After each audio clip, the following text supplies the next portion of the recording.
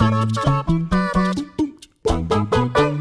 everybody, welcome to WhatCulture Gaming. I'm Scott, joined by Josh. Hello. Now, not a week goes by where there's not another update as to the future of Batman Arkham, and although we report on every single one of them, this one seems to maybe have some credence. This one is the biggest one yet, because this isn't really a leak or a rumour. It is, I promise you, get excited, because WB Montreal's official Twitter has tweeted for the first time since 2015. It was a sort of celebration because it was Batman's 80th anniversary on Saturday, and they tweeted out a video of the bat signal on a building, but there were a few cryptic little symbols in there that you could catch if you were looking very closely, and fans have been speculating about them ever since, because one of them looks a bit demonic, people have been saying on the internet, and one looks a little bit like an owl. So you put two and two together and you've got the Court of Owls, and you've also got the demon head of Ra's al Ghul and the League of Assassins. So people are thinking this is potential confirmation that Ra's is going to be in the Court of Owls Batman video game that we know is in development, because WB Montreal cannot stop tweeting and talking about it indirectly and then deleting tweets, and then we've got a load of that as well to come,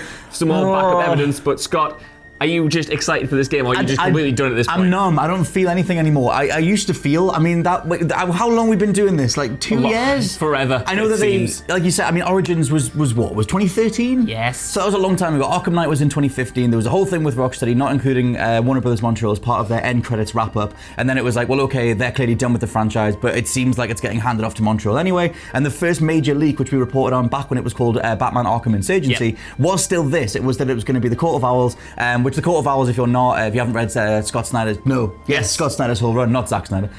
Scott Snyder's whole run is that there's this sort of League of Assassins adjacent people, Illuminati style people, called like the Talons, this sort of general sort of cabal of, like influencers that live underneath Gotham. They've been there the whole time, and they're secretly warring with the Waynes. And in that arc, they come to the surface, and this guy called, I think there's a whole bunch of different Talons. They're like specific operatives, assassin type people. You would know everything. I've read this, and I should know. But they start fighting Bruce Wayne, formidable foes type thing, and it's like, oh my god, there's been an enemy underneath me the whole time. It was a good thing to sort of tap into, and it's one of the sort of more positively regarded newer Batman arcs. If you're going to pick something, you would kind of go with that. Which kind of means, or assumedly means, that the old school original leak was true all along. Because that stuff detailed the Court of Owls and fighting the Talons and everything. Yeah, we have no idea, I guess, at this point, how legit those leaks are, because there have been so many of them, and I've lost track. But yeah, it feels like, we went through a bunch of different stages. We had the Damian Wayne game, we have the Suicide Squad game, but all of the Court of Owls stuff seems to be building on top of itself and each other, and they all sort of are building, one clear vision of this game. It's funny that you mentioned Scott Snyder, who obviously, wrote the Court of Owls arc, because he actually quote tweeted WB Montreal's tweet initially and said, let me get it up. It said, quote, wait for it, #, beware the Court of Owls. But then he almost immediately deleted it. Oh, did he? Okay, right, good. Right, okay, I'm back in. I want to believe, but we've been here before too many times, and so have you. If Scott Snyder himself is tweeting it out, because I just read Snyder tweets about the thing. I thought it was Zack Snyder. I said, I can't trust anything Zack Snyder's going to say. I'm not taking this legitimacy at all. But if it's Scott Snyder, well, come on. If he's making that tweet and then deleting it, a few weeks after the voice actor of Batman in Arkham Origins also tweeted that, he's working on something big, and then they're teasing this over and over again. Now we've actually got, I know we've had in the past WB Montreal employees wearing Court of Owls merch and stuff like that, hinting towards it, but never sort of on the official, channels that hasn't tweeted in over 4 years now. That Roger, is it Roger Clark Smith? Yes. That whole thing. Roger Clark Smith is the stand-in voice actor for Batman instead of Kevin Conroy that they get in for Batman Arkham Origins and various different things. He tweeted out saying, I'm definitely not working on a game involving a guy in a cape. I'm definitely not working on something that's set in Gotham. I'm definitely not doing X, Y, Z.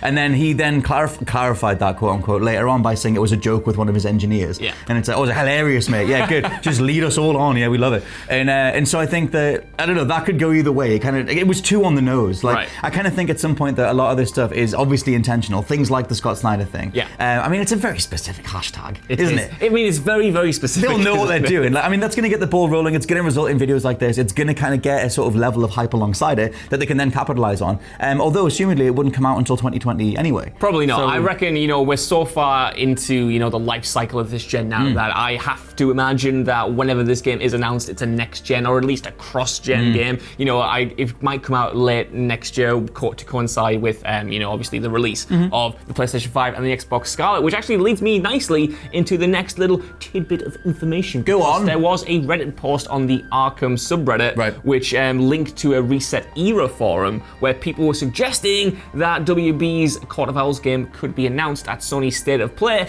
on the 24th, which is tomorrow. Tomorrow. I mean, we already know that Last of Us 2 is going to be there, but assumedly it wouldn't be the only thing. It's weird with the State of Play because they haven't done one since like May or March. It's been a while. And I think that if Sony want to kind of contend with Nintendo Direct, they need to start dropping bombs. They need to have stuff that makes people turn their heads and start taking State of Play more seriously, because when Sony started doing it, we're going to do these little sort of random live streams, the idea was that, oh my god, they'll drop massive hints. They have so many franchises and IPs and whatever, and the last couple of State of Plays were just sort of indie showcases. There wasn't really much to them. But if they just, come back out, by the way, there's a State of Play next week, tomorrow now, and it's The Last of Us 2 and Batman Arkham, whatever it's called, it would make sense on Sony's part too. It would, but this is the thing, I'm kind of mixed on this for all of the reasons you've just said there. The past State of Plays, we got really excited for them, and then they kind of delivered, not nothing, but they certainly weren't the major sort of bombshells. I couldn't tell you a single thing that was there. Yeah, nor could I. Maybe Ghost Recon Breakpoint. Yeah. There were games, but this one seems to have, more, I don't know, something behind it. They've got The Last of Us Part 2. They've just announced it kind of out the blue. Oh my god, there's the State of Play, tomorrow. But I feel like, when it comes to this show or something, will they want to overshadow The Last of Us? We haven't seen that game in so long. We're presumably going to get a release date. Will they just want all the focus on that rather than also throwing in a Batman game as well? I think you bookend it. You open with The Last of Us 2 because it's the thing that Naughty Dog have been tweeting about. You literally open on that and you showcase the game, you do whatever. They do their nice little indie showcase in the middle and they do their classic, one more thing, and it's the Batman Arkham thing.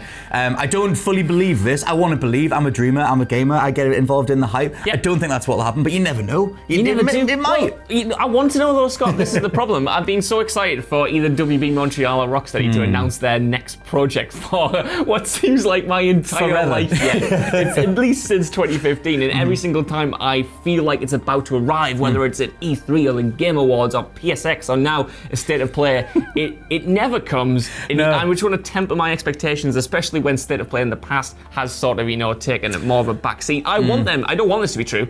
Don't get me wrong. And I feel like there is a very good chance Sony will come out to prove something with this event. They need to. But at the same time, I don't want to put all my eggs in one basket. So all my batarangs in one basket. In one gauntlet. What do you call it? What's the belt thing? It's not a gauntlet. It's a... one of them. Yeah, bat belt, isn't bat it? thing. Yeah, utility belt. Utility belt, not a gauntlet at all. With Batman Arkham Origins, they apparently Warner Brothers Montreal were given the code from Arkham City. It was there was this unused piece of Gotham that they got to use to expand into making Arkham Origins. Now, obviously, we've had Arkham Knight in 2015. That game was a massive step up visually. For me, Arkham Knight is the best playing one. I think it drops the ball in the script, but whatever.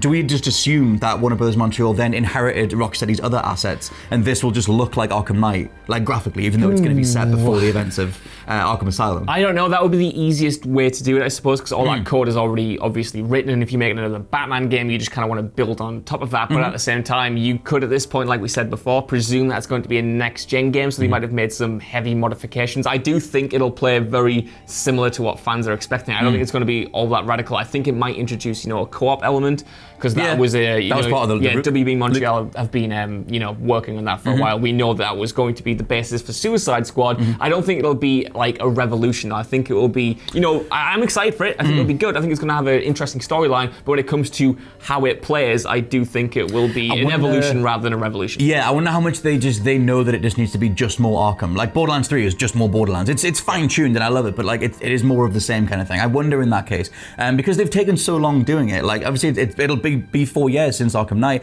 Would it just be more of the same? There's also the weird thing with Origins where like when I was playing Arkham Origins, where as Batman you unlock a series of abilities that he then forgets he has in Arkham Asylum and City, and he regains them again. So I wonder, it could just be one of those because video games type things where they give you a bunch of abilities in this new game and just let you have fun in that game, even though it kind of breaks the canon. Like I know that's something. For me, I would notice that stuff. I would as well, but I feel like if that boxes them in or not. With this project, even though a lot of people really like Origins, and especially now it's sort of got this, re-emergence of love, I feel like when it comes to this game, they've had so long, like you said, at least kind of 4 years, and they had other projects on the go at the same time. I would hope it would be bigger than what Origins was, if that makes sense, because that really did just take the code. In the WB as a publisher wanted a Batman game out, so they would just kind of give it to the team. It was their first attempt, they would just like make us a Batman game. But I feel like the fact that they've gone through so many other iterations of this project, which is eventually probably going to become Court of Owls, to me inspires a bit of confidence that while it might not be a huge evolution of the franchise, it'll certainly be more refined and more ambitious and kind of,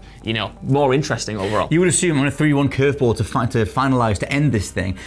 What do you think if they did something that addressed the true ending of Arkham Knight? Because that was one of the most divisive things. If you collected all the, I think it was all the Riddler trophies, there's a way to get the final ending in Arkham Knight, which is where there's like a random criminal sort of mugging someone in a back alley. They look up and their vision becomes all distorted. It turns into Scarecrow vision, and they see like a big flaming Batman on top of a roof, and it kind of just ends just assuming that Bruce Wayne is somehow weaponizing the same toxin or the same stuff that Scarecrow used to, like, I don't know, rule Gotham through fear or whatever. What if they somehow do something in this game that like makes you understand why he would then turn to that later on? I don't know, I'm just thinking of stuff that they could do that would be exciting. When it comes to sort of Arkham Knight, I know I liked it, I think, more than a lot of people in the office, but I know like the storyline was very divisive, and that ending, the ambiguity of it, again, was very divisive, so I don't know whether they kind of want to tackle that directly, because after all, in a way, that's kind of Rocksteady's mess to sort of, They're never going to do it, though. That's it, but I wonder whether, WB Montreal even want that baggage. Maybe they just want to sort of have a clean break and do their own thing and work within that universe, but not have to deal with what